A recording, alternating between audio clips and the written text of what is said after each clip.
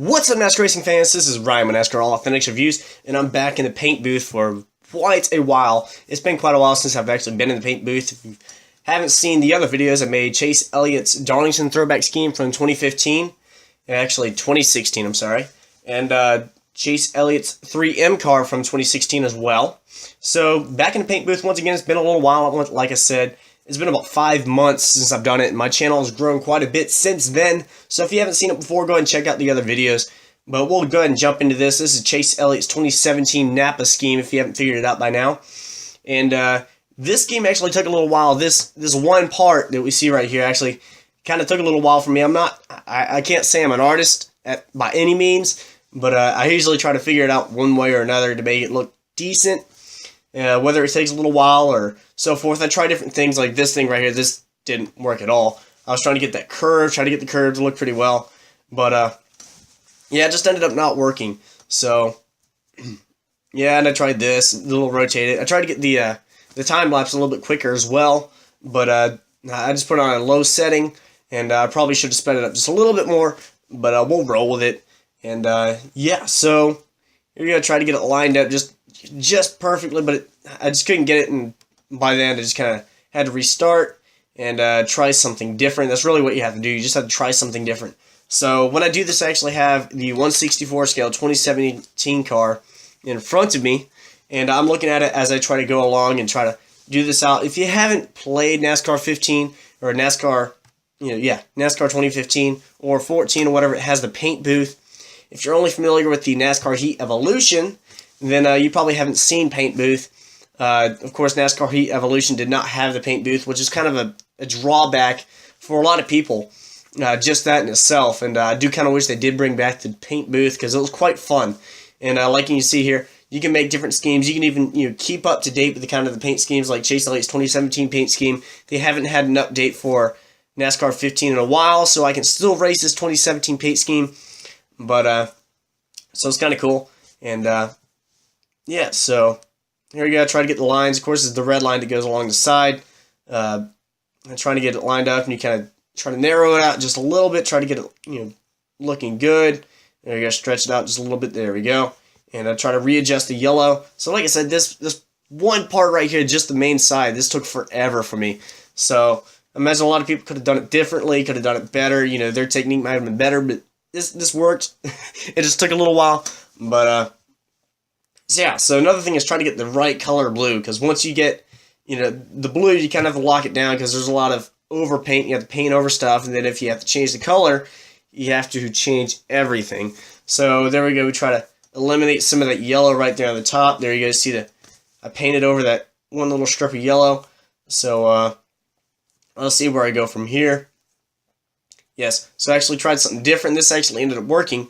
Trying to take just a little bit of this and turn it red and try to make that red turn you see right there on the side of the car. So you can kind of continue it, and there we go. Get it, and try to get it to turn once again. So actually, after I do this, I kind of go back over it in the blue to try to make it a thinner line. So you see right here, I'm trying to make the line for the red, so you can kind of see the turn. It looks a lot better than I had before. So I actually made this 2016 version as well, but I never did time-lapse video of that. But I may put that up sometime or another, even though it's 2017, I probably won't. But I do kind of want to do this, once again. So I might do a couple more of these, may do Dale Jr.'s car, kind of depends. If y'all have any suggestions, I'll see if I can do it. Once again, I'm not really an artist, so it really depends on my skill level. So this was kind of a basic scheme for me. An easy scheme. So here we go. So as you can kind of see, I did get that red pretty lined up, and it looks pretty good. Make sure it mirrored on the other side pretty well. So you can kind of get the gist of it, and you haven't. So there you go. Try to do the yellow as well, kind of like the same basic principle. There you go. Trying to get yellow and trying to get the curve. There you go. All right. So now you get the curve, you got to fill it in with the yellow. So let's see here if I can find. Let's see. Alright, so actually I'm filling out the bottom as well. So there you go, just kind of turn it, shift it, work it into place. And there we go. So I actually kind of like this game better than NASCAR Heat Evolution. I haven't played NASCAR Heat Evolution, but from what I've seen, I don't know, it looks different. I don't exactly like the way it looks. And the physics, especially from what I've seen, the physics of NASCAR Heat Evolution are just not there. And you have cars flipping and stuff like that, and aerodynamics don't really apply that well. But other than that, I do like the way they do have the updated paint schemes and stuff like that. You don't have to worry about customizing everything. But yeah, I do like the way this game races. And I may keep it, even though it doesn't really help that I don't have a next generation console. I don't have a PS4 or Xbox One. But this game works for now.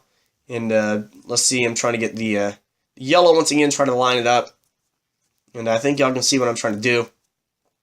So there you go, try to line that up there. Fill it out. So, like I said, this one area took quite a while. So,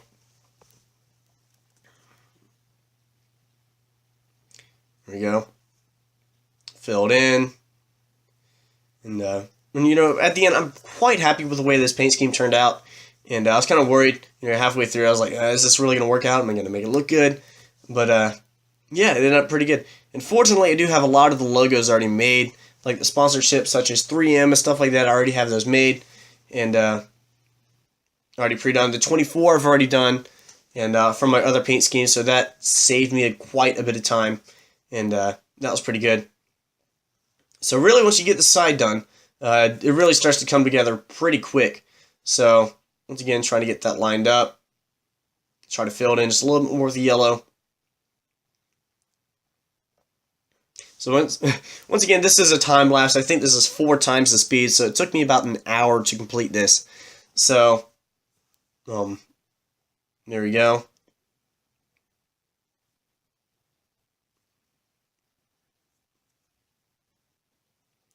So what I like to do when I actually start out these paint schemes, I like to go ahead and turn the car into a matte finish so you can kind of see the colors a little bit better. You don't have to worry about glare. And then also take all the decals, all the sponsorships and everything off, so you don't really have to worry about, things overlapping. I do leave the headlights and stuff like that on there. You can see the American Ethanol ring on the side. I do leave that kind of stuff on there just because you can kind of get a reference point off of the other car. But the 164 that I have, that I kind of base it off of, you can kind of see like the American Ethanol logo. I kind of try to line it up with the bottom of that, just like the diecast itself. So you can kind of use those as kind of a reference. But you can see I'm adding the side stripes on the side. So I'm actually using the little ticker right there on the bottom. I go 20 ticks down every time. So you can see it goes to 60. Then try to go down to 80. Try to get it consistent so you actually get a good layout of the car. It makes it look really, really consistent. And I actually kind of messed up just a little bit. You can kind of see, I think I have 6 lines on there. I was supposed to have 5. But I couldn't, let's see, 1, 2, 3, 4, 5, 6, 7 lines. There actually is supposed to be 5, I believe. But I didn't really feel like redoing it. And I tried to get, a good even layout. I probably should have done 25 to 30 spaces in between it to make it even out just a little bit better. But I may fix that later. I don't know. And there you go. I made the side spike on the, what is it, the A-pillar, I believe. But the good yellow. Some people don't really like that side spike. But, I don't mind it. I think it looks kind of cool. And then this little piece of yellow right here is kind of awkward to me. I think it looks okay, but it's just kind of a weird spot and so forth. So there you see the 24, and I kind of skew it to try to get it to angle just a little bit better. Once again, that 24 I've already made previously, and vice versa on the other side. Looks pretty good. So you can see there a lot of the custom decals I've already made for this car, the Napa logo including. So a lot of these logos are pretty easy to make, and the Napa logo, you just take an octagon, put a white square in the middle, then take the text, put Napa, and it's pretty much there. So it's not too hard to make, and pretty much anybody can do it. But there you go. Try to make it consistent for both sides. Sometimes you have an issue with the way it mirrors. See, like on this one, the Napa logo is supposed to go on the left side. It's supposed to go to the left of the tire, but on the right side, it's supposed to go to the right of the tire.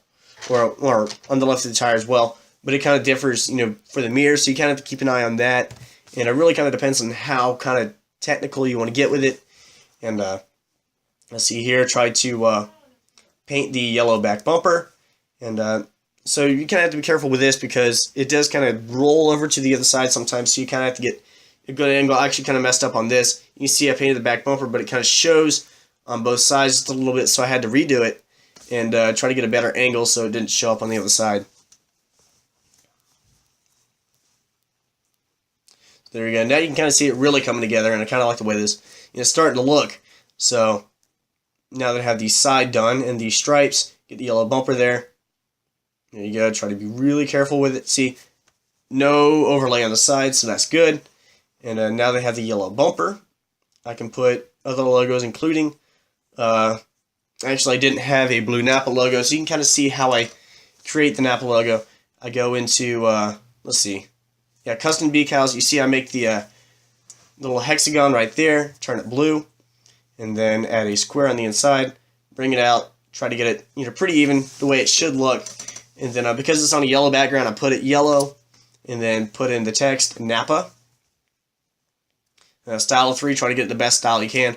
Kind of stretch it out, make it look good, and turn it blue. And there you go. So now you have the Napa logo, you save it, and now you can apply it. You go down to brush, all your custom decals, you can kind of look in there, find it, and apply it. So there you go, you see the Napa logo. And now I can add the know-how for the back. There you go. Once again, turn it blue, get it stretched out. There you go, turn it blue, and you're good. So there you go, a 24 right there. Once again, already pre-made. And alright, so added the headlights, and so now you can kind of see it's starting to really come together. A Valvoline logo. Once again, I've already pre-made that, and there you go. It goes on to, what is it, the C-post? I'm not too good with those, but I think that's the C-post. In the auto parts, so there you go. Auto parts on both sides. See, the Napa was kind of, it was to the right of it, and it's supposed to be to the left of it, so I had to go back and fix that. So we'll see here. Try to get that to work, and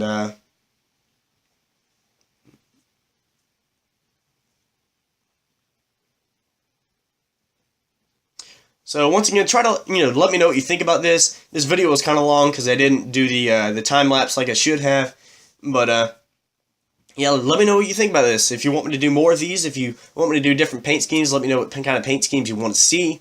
And I do kind of enjoy doing this. So once again, I'm not the best. There's some paint schemes that I can't do, like Chase Elliott's Sun and Energy paint scheme. I probably can't do that. But yeah, just kind of let me know what you like. And I may do this every now and again. And the reason why I did do this is because I've been kind of sick for the past weekend. So I usually try to upload on Friday or Saturday, but I wasn't able to do it, so I did this, and now I can I'm kind of starting to get my voice back just a little bit, so please just stick with me. And there we go. So the roof ends, the splitter, and all that. So now you have a pretty good paint scheme. And let's see, what am I adding here?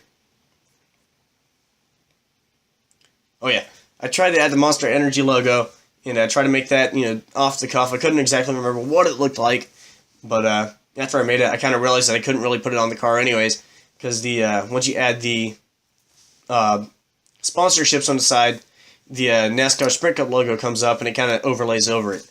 So there you go. I tried to make the Monster Energy logo the best I could, and just off the cuff, couldn't really remember what it looked like, but yeah, I couldn't remember. I just kind of put NASCAR Cup Series, but yeah, I think it looked okay. Fortunately, I couldn't really put it on the car. You'll see in a little bit why, but yep, Series. There you go.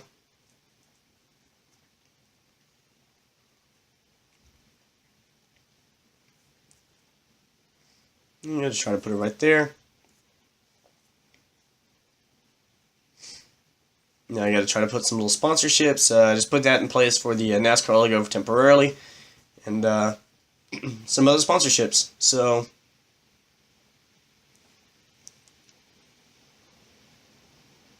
yeah, and I put the Goodyears down, and I forgot that the once you put the sponsorships on there, the Goodyears actually already pop up. So I had to delete those later on. And like I said, it's been a little while since I've done the paint booth, so it was kind of like a little slow for me. But the 24 on the roof had to put, and I'll see here. So once again, Napa know-how for the back side. Turn it yellow. There we go.